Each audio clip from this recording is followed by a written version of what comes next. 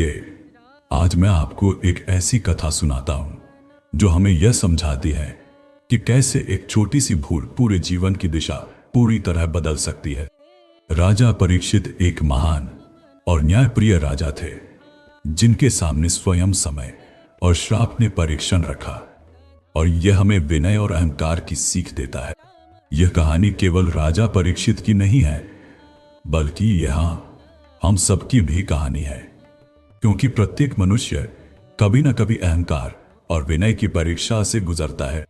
राजा Parikshit one में शिकार के लिए गए थे और गर्मी, थकान और प्यास ने उनका शरीर शिथिल कर दिया, जिससे उनका मन भ्रमित और विचलित हो गया। ऋषि शमीक अपने आश्रम में गहन समाधि में लीन थे और राजा ने जल मांगा, लेकिन उत्तर ना मिलने से उनका अहंकार क्षणिक रूप से जाग उठा। राजा ने क्रोध और अज्ञान में एक मरे हुए सांप को ऋषि के गले में डाल दिया। यह उनके क्षणिक अहंकार और भावना की चूक थी, जिसे वे बाद में समझे।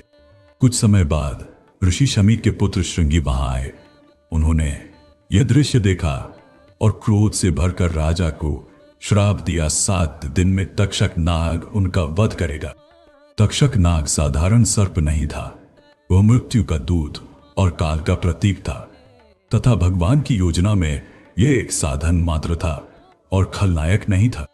जब राजा परीक्षित को श्राप का समाचार मिला तो उन्होंने क्रोध नहीं किया और न बदला लेने की सोची, बल्कि सिर झुकाकर कहा, यदि यह मेरे कर्मों का फल है तो मैं स्वीकार करता हूं।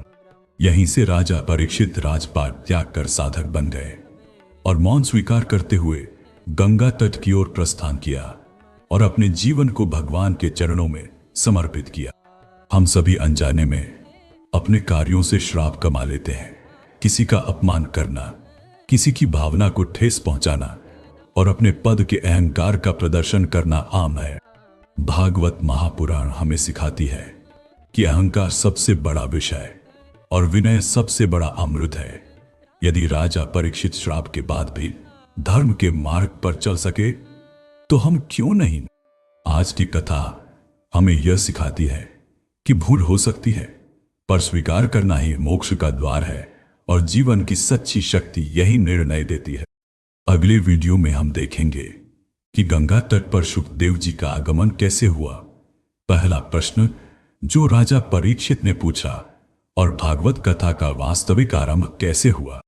यदि यह कथा आपके हृदय में किसी प्रकार का प्रश्न या विचार उत्पन्न कर सकती है, तो समझिए कि भागवत महापुराण अपना कार्य पहले ही शुरू कर चुकी है।